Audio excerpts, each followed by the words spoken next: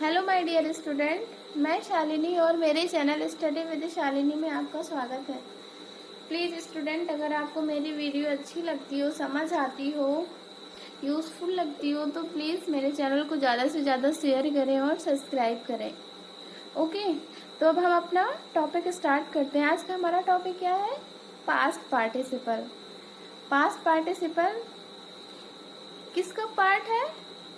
Non finite verb का part है। Non finite verb में हमारा पार्टिसिपल उसका पार्ट है इन्फिनिटिव और जिरंड है। तो हमने इन्फिनिटिव पिछली वीडियो में पढ़ाया था। तो पार्टिसिपल के पार्ट चल रहे हैं। प्रेजेंट पार्टिसिपल हमने कल की वीडियो में डाला था। आज हमारा पास्ट पार्टिसिपल है। ठीक, तो पास्ट पार्टिसिपल होता क्या? जिस पार्टिसिपल से किसी कार्य का समाप्त होना प्रकट हो या पूर्ण कार्य का बोध हो, पास्ट पार्टिसिपल कहलाता है। समझ आया? मतलब जिस पार्टिसिपल से हमें कार्य पूर्ण होने का बोध हो, मतलब कार्य पूरा हो चुका हो, जैसे वो खाना खा चुका, वो घर जा चुका है, तो इनसे हमें क्या बोध हो रहा है कि वो काम कंप्लीट हो चुका है। तो वो क्या होती है? Past participle.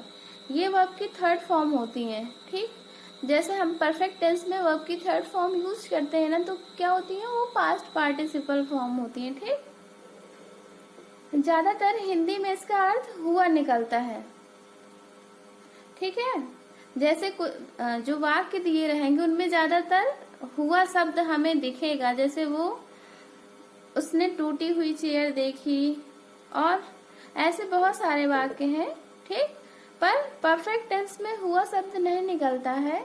जो बाकी के हमारे जो बाकी पास्ट पार्टिसिपल के सब वाक्य रहते हैं उनमें हुआ शब्द निकलता है, पर परफेक्ट टेंस में हमारा हुआ अर्थ नहीं निकलता है। ठीक, तो that participle which refers to the complete action is called past participle. मतलब वे पार्टिसिपल जिससे हमें कंप्लीट एक्शन दिखाए या कंप्लीट एक्शन का बोध हो, क्या होता है? Past participle. जैसे आई सा ब्रोकन चेयर, तो यहाँ पे क्या हो गया? मतलब मैंने देखी क्या? टूटी हुई। तो टूटी हुई जो चेयर है वो टूट चुकी थी ना, है ना? टूट चुकी है ना, वही कह रहे हैं कि मैंने टूटी हुई चेयर देखी है। तो ये क्या है? कंप्लीट एक्शन है। ठीक है, अब uses of past participle. Past participle का हम कहाँ कहाँ प्रयोग करते हैं? फर्स्ट तो ये तो आप लोगों को पता है, परफेक्ट टेंस बनाने में हम पास्ट पार्टिसिपल का यूज करते हैं। पास्ट पार्टिसिपल होता क्या? वर्ब की थर्ड फॉर्म होती है ना?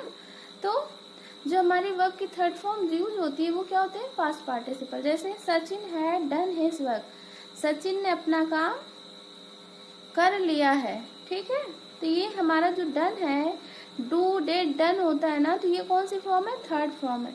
तो हमने यही देखा ना कि जो वर्ब की थर्ड फॉर्म होती है वो क्या होती है? Past participle. तो ये क्या है? हमारा पास्ट पार्टिसिपल है। आई हैव ड्रंक मिल्क, तो ड्रिंक का थर्ड फॉर्म ड्रंक। ठीक है, समझ आया? तो पहला पॉइंट क्या हो गया? परफेक्ट टेंस बनाने में हम किसका यूज करते हैं? पास्ट पार्टिसिपल का। तो परफेक्ट में क्या आता है? प्रेजेंट परफेक्ट टेंस, फिर पास्ट परफेक्ट टेंस, फिर फ्यूचर परफेक्ट टेंस, है ना? तो इनमें जिसमें वर्ब की थर्ड फॉर्म यूज होगी वो क्या होगी? Past participle. दूसरा पॉइंट क्या है? पैसिव वॉइस बनाने में हम पैसिव वॉइस बनाने में भी वर्ब की थर्ड फॉर्म का यूज करते हैं ना। तो यहाँ भी हमारा वर्ब की जो थर्ड फॉर्म है क्या है? पास्ट पार्टिसिपल है। Ravan was killed by Ram, Ram के द्वारा रावण मारा गया। ठीक, a song has been sung by me, तो ये जो हमारा यहाँ पे संग है ये क्या है? वर्ब की थर्ड फॉर्म है। तो जब हम पैसिव वॉइस बनाते हैं तब हम वर्ब की थर्ड फॉर्म यूज करते हैं, तो वो हमारा क्या है? पास्ट पार्टिसिपल है। ये हमारा it can be done easily, ये भी हमारा क्या है? वर्ब की थर्ड फॉर्म। तो ये भी क्या है? Past participle. और नेक्स्ट पॉइंट है एडजेक्टिव के रूप में। हम पास्ट पार्टिसिपल का पहला यूज देखें परफेक्ट टेंस बनाने में, दूसरा यूज देखें पैसिव वॉइस बनाने में, तीसरा क्या है? एडजेक्टिव के रूप में। तो पास्ट पार्टिसिपल का यूज हम एडजेक्टिव के रूप में। एडजेक्टिव तो पता ही है, जो नाउन और प्रोनाउन की क्वालिटी बताए वो क्या है? एडजेक्टिव होते हैं। तो जैसे हम एडजेक्टिव के रूप में इसका प्रयोग करेंगे तो ये तो जाहिर सी बात है किसके ये किसकी क्वालिटी बताएगा? नाउन या प्रोनाउन की। तो इसके आगे क्या आएगा? नाउन या प्रोनाउन आएगा। ठीक है। एक चीज और, जब हम एडजेक्टिव के रूप में यूज करते हैं तो हमारा जैसे दो वाक्य सेपरेट दिया रहता है, उनको जब हम कंबाइन करते हैं तो जो हमारा सब्जेक्ट रहता है, ठीक, तो जैसे आई फाउंड माई पर्स, तो ये फर्स्ट वाक्य हमारा हो गया। द पर्स वॉज लॉस्ट, ये दूसरा सेंटेंस हो गया। जब हम इनको कंबाइन करेंगे मतलब पास्ट पार्टिसिपल के थ्रू, तो कैसे बनाएंगे? जो हमारा इसका जो ऑब्जेक्ट है, ठीक, आई फाउंड माई पर्स, तो ये ऑब्जेक्ट हुआ ना, है ना, ये सब्जेक्ट, ये वर्ब और ये ऑब्जेक्ट। तो ये जो ऑब्जेक्ट रहता है, जो दूसरा सेंटेंस दिया रहता है, तो उसमें ये जाके सब्जेक्ट बन जाता है। तो वही जो माई पर्स है, तो यही यहाँ पे आया, द पर्स बन गया। ठीक, द पर्स वॉज लॉस्ट, तो मतलब सब्जेक्ट, पहले वाक्य का जो ऑब्जेक्ट रहता है वो दूसरे वाक्य का सब्जेक्ट बन जाता है। और जब हम इसको कंबाइन करेंगे तो क्या हो जाएगा? आई फाउंड माई लॉस्ट पर्स, तो ये जो हमारा लॉस्ट है ये हमारा क्या है? एडजेक्टिव है। ठीक, तो दोनों वाक्य को कंबाइन करते हैं तो हमारा इतना वाक्य बन जाता है, I found my lost pen. तो ये नाउन आया ना, और ये हमारा क्या है? एडजेक्टिव है। ठीक है, यही ऊपर देखा ना, एडजेक्टिव आएगा तो वहां पे नाउन या प्रोनाउन का होना कंपलसरी है। ठीक है। आई सा शोल्डर ही वॉज वाउंडेड, तो यहाँ पे जो हमारा ये शोल्डर है, इधर ये ऑब्जेक्ट और इधर ये क्या बन गया? सब्जेक्ट बन गया। तो इसको जब हम जोड़ेंगे तो क्या बना देंगे? आई सा अ वाउंडेड शोल्डर। ठीक है, ये तो फिर ये हमारा एडजेक्टिव के रूप में किसका यूज हो रहा है? पास्ट पार्टिसिपल का। समझ आ गया ना आप लोग को? समझ में आया स्टूडेंट? देखिए, जो हमने पिछला अभी बताया था ना, इसका अर्थ क्या निकलता? हुआ। तो आई फाउंड माई लॉस्ट पर्स, तो इसका अर्थ क्या हुआ? मैंने अपना खोया हुआ पर्स पाया। तो खोया हुआ निकला ना, तो वही था कि इसमें जो हमारा वाक्य दिया रहेगा उसमें हिंदी में हुआ अर्थ निकलेगा। तो जैसे यहाँ पे भी क्या है? आई सा वाउंडेड शोल्डर, मैंने देखा क्या? घायल हुए सिपाही को मैंने देखा। तो यहाँ पे भी हुआ या हुए शब्द जब निकले तो क्या होता है? वो पास्ट पार्टिसिपल होता है। तो ये हमारा पास्ट पार्टिसिपल हो गया। ठीक है, और ये हमारा पास्ट पार्टिसिपल हो गया। तो एडजेक्टिव के रूप में जब हम यूज करेंगे तो उसका अर्थ क्या निकलेगा? हुआ या हुए। ठीक है, हिंदी में।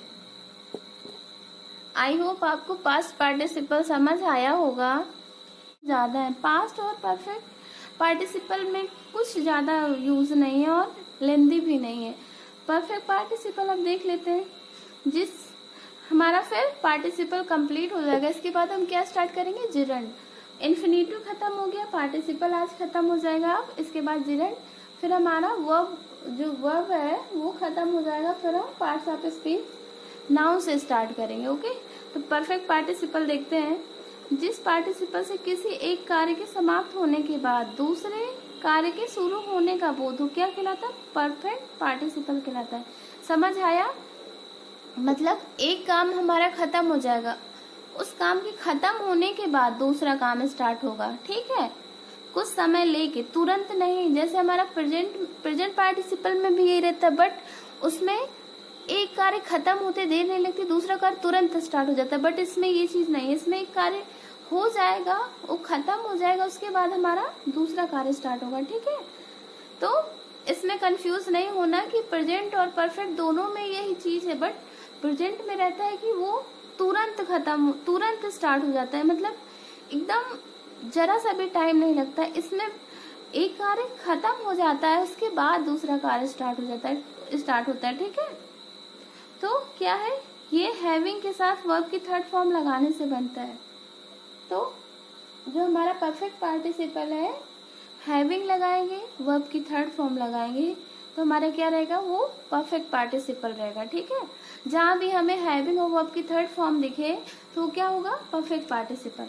इसका अर्थ क्या होता है, करके या करने के बाद होता है। ओके, तो स्ट्रक्चर क्या होगा, जैसे हम कोई सेंटेंस दिया उसको बनाएंगे तो स्ट्रक्चर क्या करेंगे, हैविंग प्लस वर्ब की थर्ड फॉर्म प्लस ऑब्जेक्ट। तो जो हमारा कार्य पहले खत्म होगा ये उसका है, तो उसके बाद जो दूसरा सेंटेंस रहेगा उसकी हम जैसे हम बनाते हैं, जैसे हम ट्रांसलेशन करते हैं वैसे ही कर देंगे। ठीक है, तो जैसे नाश्ता करके वह स्कूल गया, तो नाश्ता करके तो ये कार्य खत्म कर दिया ना, फिर वो स्कूल गया। ठीक है, इसको करने के बाद वो स्कूल गया तो क्या होगा, क्या है, हैविंग प्लस वर्ब की थर्ड फॉर्म, तो हैविंग टेकन ब्रेकफास्ट। ठीक, ऑब्जेक्ट हो गया। फिर नेक्स्ट क्या, वो स्कूल गया, तो ये किस टेंस का है, पास्ट इंडेफिनिट टेंस का, तो क्या हो जाएगा, he went to school. Okay student, next क्या है, खाना पकाकर मैं अपने दोस्त के घर गया, तो क्या होगा, पहले हैविंग प्लस वर्ब की थर्ड फॉर्म, तो हैविंग कुक्ड फूड। ठीक, ऑब्जेक्ट आया, ये वर्ब की थर्ड फॉर्म आई, हैविंग आया। फिर नेक्स्ट क्या है, मैं अपने दोस्त के घर गया, तो इसका जैसे हमारा ट्रांसलेशन नॉर्मल होता है, ये क्या है, पास्ट इंडेफिनिट टेंस का, तो क्या होगा, आई सेकेंड फॉर्म लगती है ना, तो went to my friends home. Okay, समझ आया।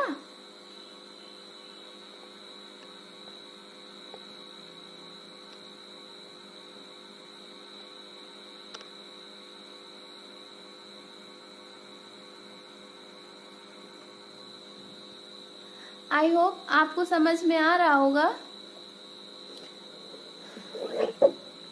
कुछ और एग्जाम्पल हैं। ठीक, देखिए, जैसे हैविंग फिनिश्ड माई वर्क, अपना कार्य, हैविंग फिनिश्ड माई वर्क मतलब अपना कार्य करके मैंने दरवाजा बंद कर दिया। ठीक, तो क्या होगा, having finished my work I shut the door, कार्य खत्म करके मैंने दरवाजा बंद किया। ओके, नेक्स्ट है, जैसे हमें इसमें दो अलग अलग वाक्य दे दिया और हमसे बोल दिया कि इसको आप परफेक्ट पार्टिसिपल के थ्रू कंबाइन करिए, तो कैसे होगा, जैसे दो वाक्य दिए हैं, the boy clean the slate he went home, तो पहले उसने क्या किया, स्लेट को क्लीन कर दिया, उसके बाद उसने क्या किया, वो घर गया, तो क्या होगा, किया था हमारा स्ट्रक्चर, दो, जब हमारे कार्य दिए रहे, दो कार्य दिए रहे और उनमें से एक कार्य खत्म होने के बाद दूसरा कार्य स्टार्ट हो, तो क्या था, हैविंग प्लस वर्ब की थर्ड फॉर्म, तो हैविंग प्लस वर्ब की थर्ड फॉर्म, ऑब्जेक्ट, फिर सेकंड क्या था, ही वेंट होम, तो यहाँ पे बॉय सब्जेक्ट है, तो ये बॉय के बारे में ही बात हो रही है, तो क्या हो जाएगा, यहाँ पे हम बॉय रख देंगे, तो द बॉय वेंट होम। ठीक है, सब्जेक्ट सेम रहता है और एक कार्य होने के बाद दूसरा कार्य स्टार्ट होता है। तो आई होप आपको पास्ट पार्टिसिपल और परफेक्ट पार्टिसिपल समझ में आया होगा। तो आज हमारा पार्टिसिपल खत्म हो गया। अब नेक्स्ट वीडियो में हम जिरेंट के बारे में पढ़ेंगे। तो स्टूडेंट, अगर आपको मेरी वीडियो अच्छी लगी हो, समझ आया हो, प्लीज़ मेरे चैनल को लाइक करें, सब्सक्राइब